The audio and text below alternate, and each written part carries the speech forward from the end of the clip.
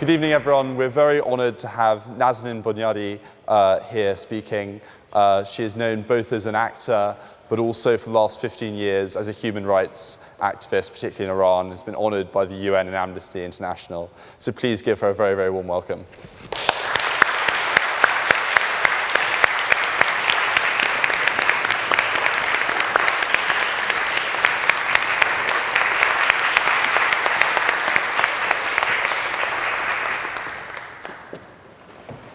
Good evening.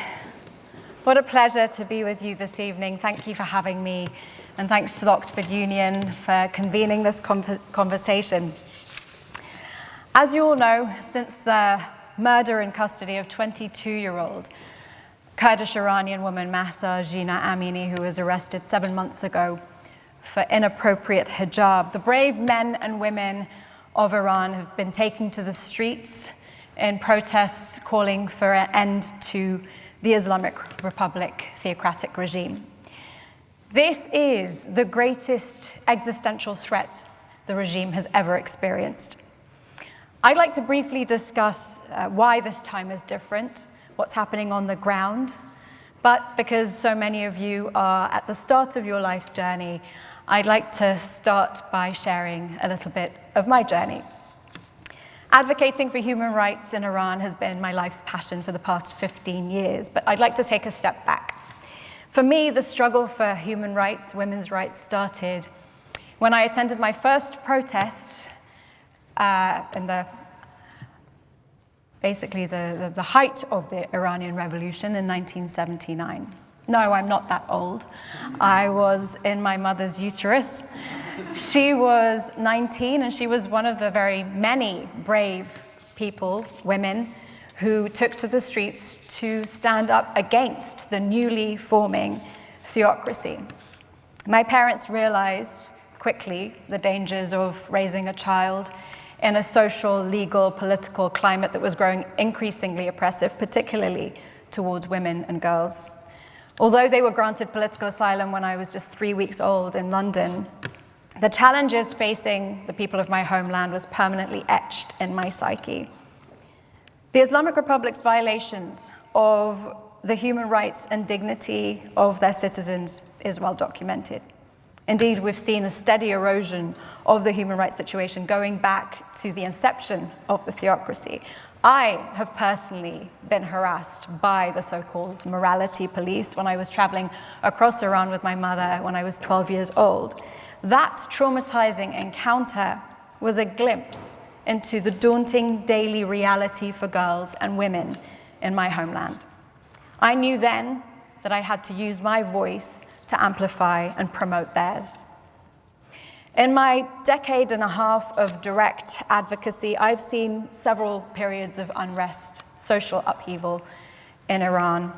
Indeed, Iran has become accustomed to mass uprisings and mass protests nearly once every decade. The student protests of '99, the Green Movement of 2009, and of course, the Bloody November protests of 2019. But none of these periods of public outrage compare in fervor or magnitude to what we've seen in the past 7 months, and here's why.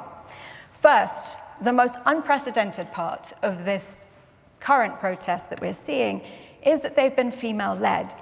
The movement's slogan, woman, life, freedom, strikes at the very heart of a regime that is anti-woman, pro-martyrdom, and repressive.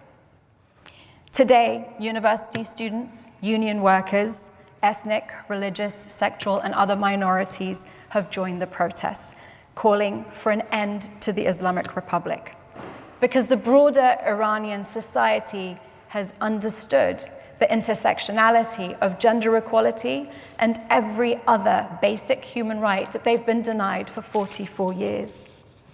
Second, for the first time since the inception of the theocracy in '79, people aren't just taking to the streets to oppose the 84-year-old supreme leader, Ayatollah Khamenei, who that they've been doing since 2017, but they're actively fighting back to defend themselves against the security forces, tearing down billboards, burning pictures, and toppling effigies of the founder of the Islamic Republic, Ayatollah Khomeini, and of course the late Qasem Soleimani.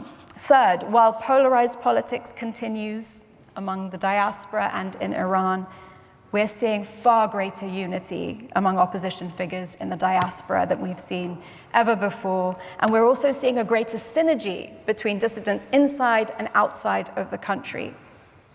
I've been honored to be a part of that community, channeling the voices of those in Iran calling for change and engaging with world leaders on international fora like the Munich Security Conference and the World Economic Forum, platforms that have historically only been afforded and extended to members of the regime and their mouthpieces.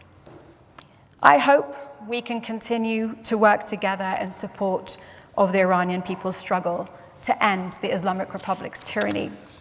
Fourth, unfortunately, the reciprocal crackdown by the regime is also exceptionally brutal. From the first days of the protest, state authorities had tried to shut down all avenues of freedom of expression with mass arbitrary arrests and detentions, shutting down the internet.